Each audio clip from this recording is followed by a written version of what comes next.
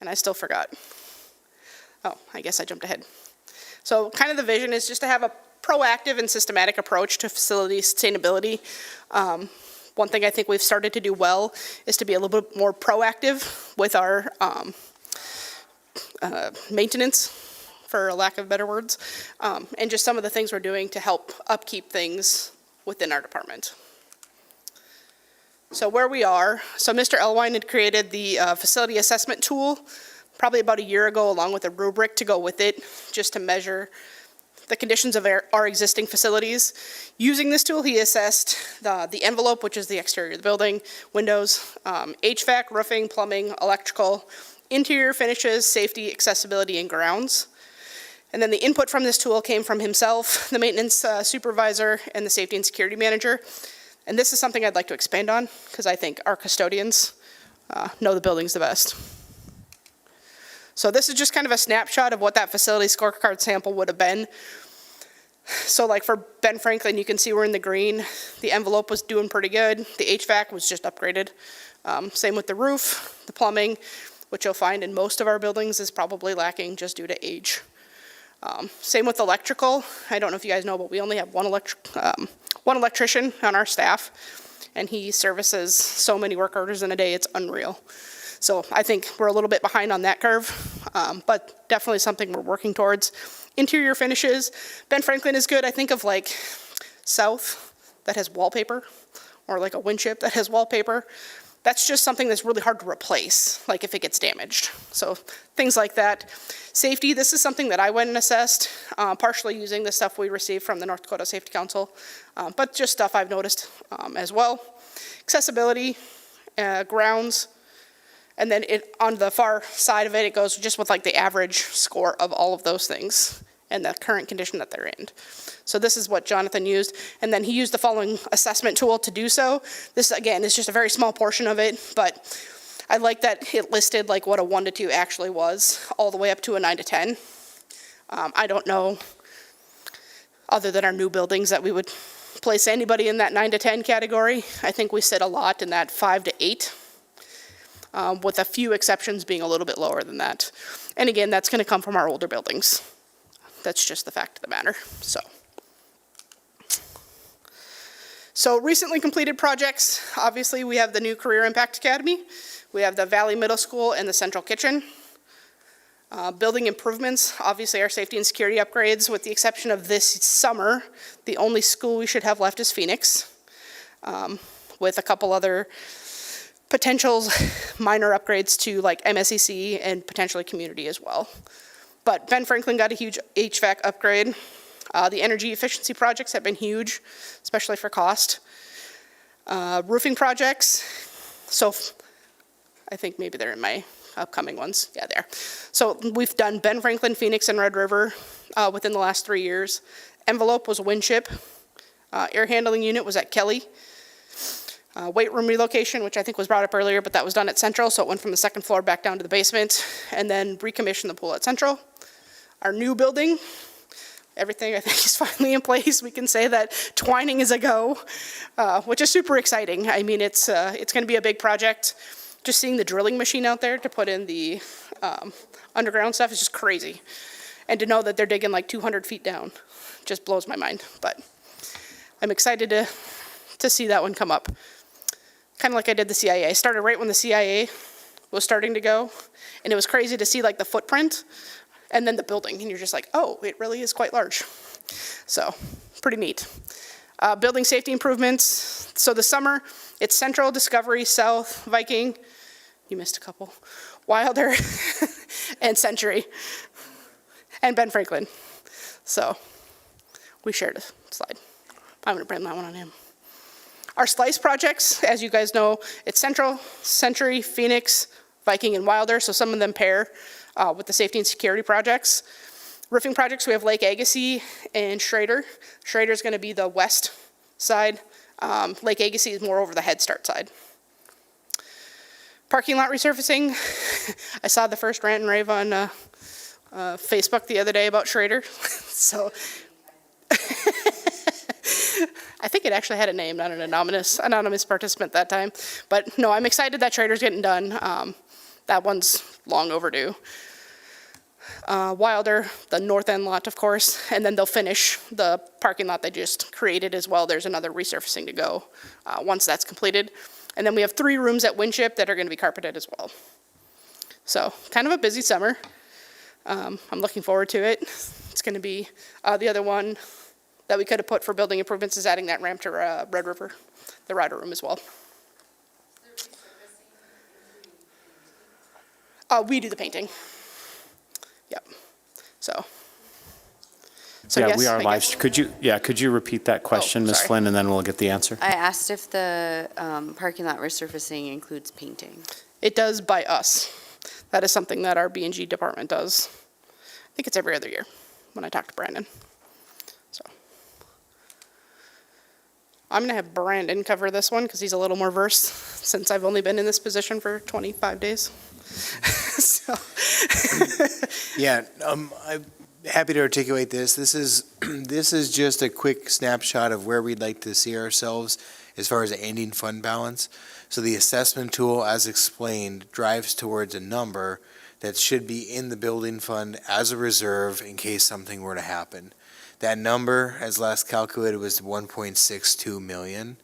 And so you can see here, fiscal year 26, we should be ending by June 30. We should be crossing that threshold to the new fiscal year, 2.5 million. So we're doing well. And then you can see how the projection goes in a really positive direction. Don't get too excited because there aren't projects scheduled out that would help bring that in. But this does paint a picture of a healthy building fund balance that it's been many years really since we'd had that. So not to get ahead of any conclusion, but if I could make concluding comments at the end of the presentation, I think that we're getting to a place where we can be strategic about our deferred maintenance, and there'll be big decisions related to that coming to the board. Do you want me to pause for questions? Sorry, it's kind of the first one I've run, so. I think Dr. Brenner has one comment, and then we'll pause for questions here. Sure. The only one Palmasino. I have, Brandon, is on that August 28th, we free up 1.3 million. What project is that? Yeah, thank you for that. Sorry, I didn't address that. Those are related to the auditoriums that were put in place. And so that last payment is August 2028. And exactly, that would be the annual expenditures that we no longer incur. And so that puts this fund in a better shape, or you could, of course, you could tie that money back up again with another bigger project by bonding it, or that just becomes a part of your annual project budget. Dr. Brenner, did you have something? When Brandon said deferred maintenance, I hadn't heard that term since Chris Arnold was here. So, but I want to give kudos to this board because in September of 2021, we took that 10 mil vote to the voters, and those people who showed up, exceeded the 60% threshold. So we got the 10 mils back that we had lost back in 2012, 2013, around that time. And that's also helped us build up our reserves. We bonded $1 million, did $14.3 million worth of projects at many of our schools. So our buildings, despite some of the reds and yellows that we see, we're in much, much better shape financially and building-wise. The safety and security pieces that we put in place. When you drive by Lewis and Clark and you go through that drive-through, or you drive by Winship on the street that's on the west side with that new entryway, it's a proudful moment, for our school district to see this kind of investment. So just wanted to add that. Other questions from board members before we move on? Let's go Ms. Flynn and then Mr. Clevin. I was just curious about, and this is maybe getting too far ahead, but understanding what our uses are for the building fund. So I think projecting out even kind of the 5 to 10 years, like if we didn't touch it or we only spent $1 million a year, because then I think that helps us understand, well, are we allowed to take some of that money and pay down some of the bond that we've already, from the voters? What if we were to put a building up on the land that we have south of town?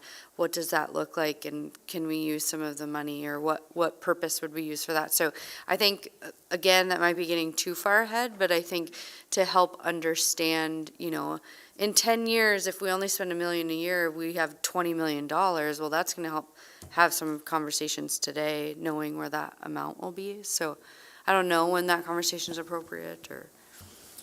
Yeah. Mr. Baumbach? Thank you for the recognition. I think that's entirely appropriate. It won't get all done tonight, especially after a long meeting, sure. but I'll provide a response scoped to your question here. In the building fund, it probably brings in revenue. It's the only revenue really is the property tax, probably brings in $6.5 million. And we're probably spending a good chunk, the majority on principal and interest. So, you know, when we decide to front load the money, invest in a project, we have to pay it off over the next 20 years. So we're carrying principal and interest, I'm going to guess about $4 million. And so the next time some come off is in 2028, so that's 1.3 that frees up. And then there's some soon after in 2033 that would further free up. Outside of that principal and interest cost, it's really project-based, and that we now administratively, we're saying, how much can we invest into our buildings without going below that $1.6 million carryover? Because that's a guardrail this body has put in place. Can I add one follow-up, and this is maybe more for people listening? At the same time, we talk about our budget realignment process. Of course, that's general fund. This is building fund specific. So this is why we can have two related but different conversations. Is there an amount, correct me if I'm wrong, there's a cap, but we can move some amount from the building fund to the general fund each year because there are some of those related expenses. If memory serves, it's several hundreds of thousands of, is that right? And we do that, but that's the max. Sure.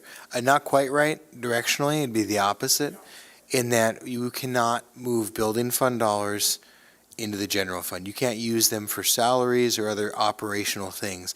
But when the building fund gets fully taxed, like we've experienced before, you can use your general fund to cover it. So if something were to go wrong and we couldn't cover our principal and interest payments, we'd have to take from the general fund. And we've worked hard to absolutely reverse that. So we've moved construction costs out of the general fund and into the rightfully placed building fund.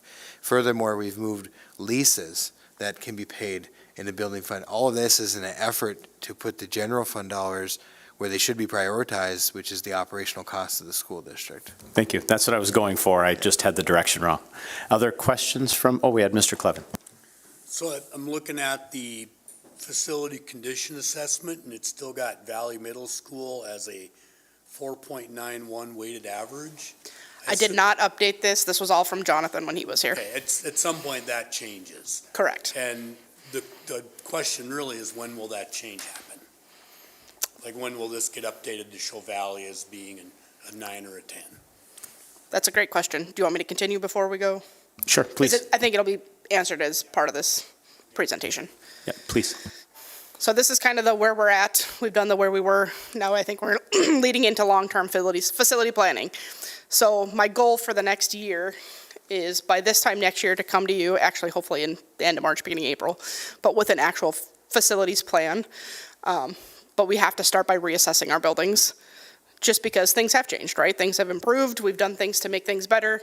And there are still things that unfortunately I'm sure get neglected, especially depending on who you talk to. But so the goal is to reassess our buildings, involve the custodians and other stakeholders, right? We need to see where you guys are at as a board to determine the prioritization of what needs you guys have as well. You know, like I have an idea of what things are for our departments, but obviously the board weighs in on that as well. So my goal would be to establish a biannual meeting to refresh the document regularly so that we do see those updates, especially when the big updates are done. For example, like envelopes and roofs. So my goal would be to do a facilities of the whole meeting in October. With that meeting, I would hope to plan for projects for the next year because they take a minute to get going, right? And honestly, we might even start them next March for the summer of 2028, if that makes sense, just because some of those things take a long time to get on board. So I don't know if that fully answers that question, but I kind of feel like that's where it's going. So just kind of some ideas for creating that fiscal plan. That 5-year is one, assessment and discovery, going back through the buildings. That's where I would say I've been pretty fortunate. I've been in the buildings a ton. I've talked to the head custodians and the principals, and I've talked to our guys back in the department as well, just to kind of see where things are at. 2 would be just to collect that data. in that prioritization list. That's really hard to say at 9:45 at night. Work on that strategic planning would be the next goal. Then the financial planning, like what's it going to cost for us to have a cost-benefit relationship with that. Continuation, just planning documentation, review and approval, and then actually implement and monitor that process. So, ooh, I crushed it. Mostly because I want to go to bed too. Yes, Mr. Baumbach? Just to make a couple of comments here, because I've had, the privilege of working with Jonathan and with Daley. The truth is, too, coming into this year, Jonathan and I had the ambition to put together what I would call is a long-term facility plan. Something that would not just say, here's a spreadsheet with numbers, but here are the priorities and why. And I think to have a good long-term facility plan, it's not just between two people in a closed-door office. It's a lot of people. It's like a strategic planning process. That was always the ambition. Of course, it's been a busy year relative to realignment goals and such. And with Jonathan's departure, we never really got there with this.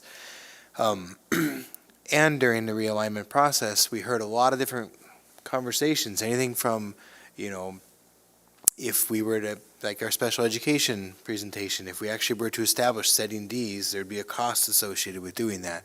Or if we reoriented school buildings from K2, 3 to 5, there'd be a cost associated with that. And we had other conversations, whether it's the South End School or it's getting rid of relocatables. Point was, it felt as though there was a lot of moving parts. And we really needed to go through this process together as a board, and time was a little tight this year where that didn't happen. So what Daley's done is put forth, her vision to do that over the next year, and whether it's a consideration for air conditioning at Wilder or Schrader for that matter, how do you put all those things in contrast to each other so you can compare and make decisions? The building fund is looking promising for the future, and there's also the question of how the referendum projects will wrap up. Child nutrition, central kitchen is completed, Valley Middle School is completed, and now we're getting near the end of our safety and security, and all things look favorable, so there may be some dollars there, and we have to decide then. So I think this timing actually works well with Daley taking the chair and guiding through this process, so by the time these safety and security projects wrap up, you would be well informed as to what your own priorities are and what the broader school district's priorities are. So I just wanted to take the time to say that because I felt as though we had made a commitment to come forth with a full plan, and I didn't completely get there, but we're in a really good spot to do all those next steps. Thank you. Other questions from board members? Dr. Brenner? I thought I was going to give a sneak peek just a few minutes ago when we were talking about Wilder. And while it's not on the plan and it's not specific, there has been a commitment made by this board since 2018 to make sure we air condition, all of our classrooms. Granted, when I say that, I know we've got a gymnasium at Lewis and Clark and Viking. Those gyms are not air conditioned. So when I speak, sometimes I'm corrected. But we do have a commitment to Schrader to finish the front of the building, the sixth grade wing, and a couple of other spots there. So as some of that debt does come off, as Mr. Baumbach was discussing, we could bond some of that and really get that work done. So I would really like to see that happen within the next 3 years. And my conversation with the principal there is, we're going to get it done, we just don't know when at this point. But we need to get that done. Other questions? Mr. Baumbach, you look posed to start. I was going to respond, Mr. Clevin, just to one thing you said about when do we get an updated reflection of these new buildings and, it's a new Valley Middle School and soon a new Twining. I think some of that, and of course the people listening don't have this packet in front of them necessarily, but the old reserve amount, given the condition of those buildings and their square footage, was about $2.6 million. And so I think it's been really well laid out and articulated the difference in now even, of course, bringing a new Career Impact Academy online, but you can see the difference between, two excellent buildings coming online and two, that in the previous iteration were considered poor, holding over 50 cents per square foot in the building fund is a whole lot different than $15 per square foot. And so that's one area where we have seen a reflection of what does this mean going forward. Of course, all of this is just best planning, right? We can't predict, but we can prepare. But it has really put our eyes on what is required to have as many buildings as we have. And of course, that's going to be a conversation for future boards. These are not easy conversations. Do we have the right number of buildings? Are they the right sizes? Are they being used the right way? And are they in the right places? I know it's late, but I'll just say this one final thing. When we had boundary line conversations, these aren't Lego bricks that we can't just pick up and set where the students are. So we have to continually move lines, or, Ms. Flynn, to your point, look at standing up another referendum for a new elementary school at some point that will take some pressure off. But that's not a discussion for tonight. I just think this is a good place to be for now, and a lot of people have said that already. Any other comments from you, Ms. Wilkinson, before we? I don't think so. I just wanted to say thank you for the opportunity. This is the first time I think I've addressed you as the actual director. So I'm looking forward to it. I'm glad to step into it. And like I said, I'm thankful that I came from here, even in the role that I was in, just because I work closely with Jonathan. So I think just the front-hand knowledge that I already have coming into this position, I'm hoping it'll make it a little bit easier for me and the district, of course. But thank you guys for being here tonight. Like I said, I know it's a late night for all of us. Thank you. Any final comments, Mr. Bombach, about this presentation? Any last comments or questions from board members? All right, thank you. We'll move on to for our next meeting date. Are we to set that tonight, or we won't know until we have a whole new calendar? Okay, so our next meeting date is to be determined, and we are adjourned.